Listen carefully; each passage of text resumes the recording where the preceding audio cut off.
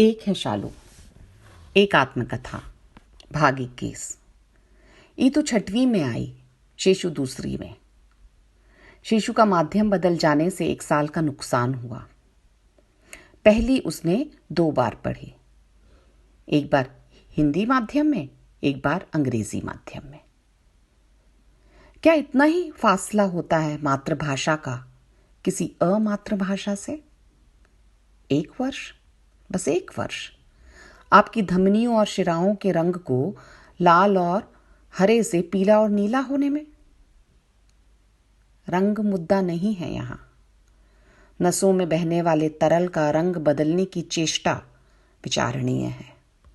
क्या रंग बदल जाएगा? क्या बदल सकता है? रक्त के निर्माण में रीढ़ की हड्डी की मज्जा की प्राथमिक भूमिका होती है। रीढ़ की हड्डी मानव मस्तिष्क को शरीर की सारी तंत्रिकाओं से जोड़ती है। मज्जा शुरू हो गई थी बननी जब शेषु पेट में था सुनीता के। सुनीता की जब वो पेट में थी कुंतीबाई के। सुनो का सुनो से लिस्टन और फिर लिसन और अरे बाप रे का अरे बाप रे से जीसस और फिर शिट में बदलने का सफर रीढ़ की हड्डी के बदलने का सफर है, मज्जा के बदलने का सफर है। ताउम्र चलता है, कभी कभी कई पीढ़ी। ईतू का दाखिला गुरु नानक कन्या उच्चतर माध्यमिक शाला में हुआ।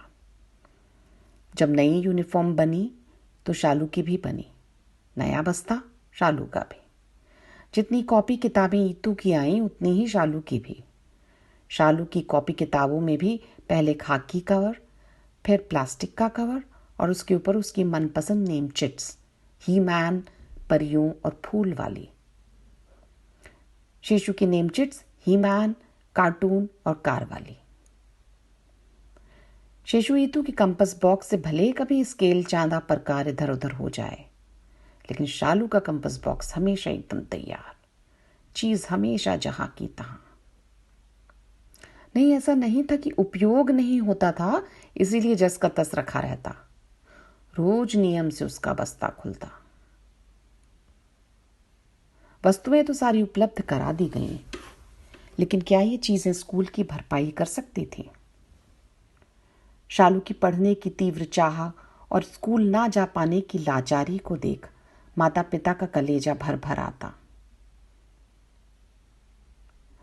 विशेष या यूं कहिए सामाजिक दृष्टि से असामान्य बच्चों का स्कूल एक अच्छा विकल्प लगा। छानबीन की गई। जिस मूक बधिर बच्चों की पाठशाला का पता चला वह शालू के लिए अनुपयुक्त थी। शालू न मूक न बधिर। शालू क्या थी? क्या यह परिभाषित किया जा सकता था? सलाह मशवरों ने मंदबुद्धि बच्चों के स्कूल की तरफ इशारा किया। ना तो दूर दूर तक किसी का कोई व्यक्तिगत अनुभव, ना किसी ने कभी ऐसा स्कूल देखा और ना ही कभी इसके बारे में सोचा। हाँ, होता तो होगा ऐसा कुछ।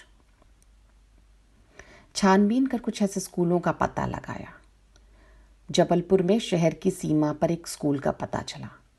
बाकी सीमा बाहर, मतलब दूसरे शहर भोपाल में थे। जाकर देखने से एहसास हुआ कि शालू की कंडीशन को परिभाषित करने का जो एक तत्व मंदबुद्धि समझ आया था वह भी गड़बड़ा गया। अगर मंदबुद्धि है तो कितनी? साफ बोल सकती है, लिख पढ़ सकती है, शारीरिक दृष्टि से अति कमजोर जरूर है, लेकिन चलने उठने बैठने में कोई बेढंगापन नहीं है। आदि आदि और आदि पैरामीटर्स का विश्लेषण हुआ। कुल मिला के यही लगा कि अगर उसका विकास चाहिए तो यहां ना भेजना ही ठीक रहेगा। घर में शालू को जिस तरह की देखभाल और सहूलियतें उपलब्ध थीं, पल पल का प्रेम, अपनापन और सुरक्षा, क्या वहां संभव था? स्कूल की खोज उसे एक अच्छा परिवेश देने के लिए थी, उसकी बेहतरी के उद्देश्य से थी, उसे पीछा छुड़ाने के लिए नहीं। और क्या उसे वहां कोई ईतू मिलती? मंदबुद्धि बच्चे शारीरिक तौर पर सामान्यतः सामान्य बच्चों जैसे ही होते हैं, लेकिन शालू के साथ ऐसा नहीं था। उसकी त्वचा लचीली और झिल्लीदार थी, शरीर एकदम नाजुक, एक आंख की रोशनी जा चुकी थी। फिट्स कभी भी कहीं भी आ सकते थे। अचानक की आहट से अभी भी डर जाती थी और देखने में भी कुछ तो अलग दिखती थी।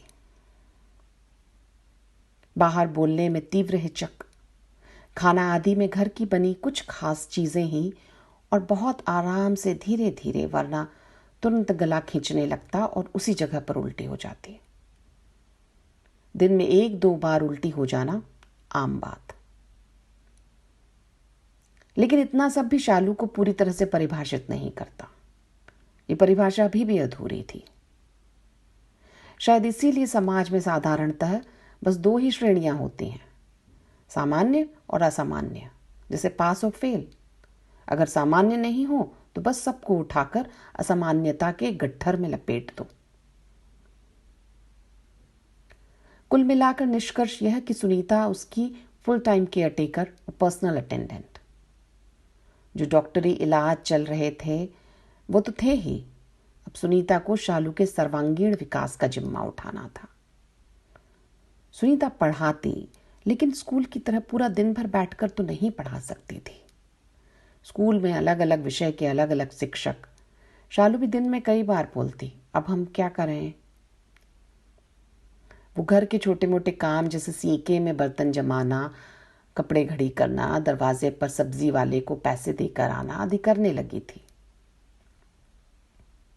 अक्सर ऐसे बच्चों को घर के कामों में व्यस्त करके पाला जाता है।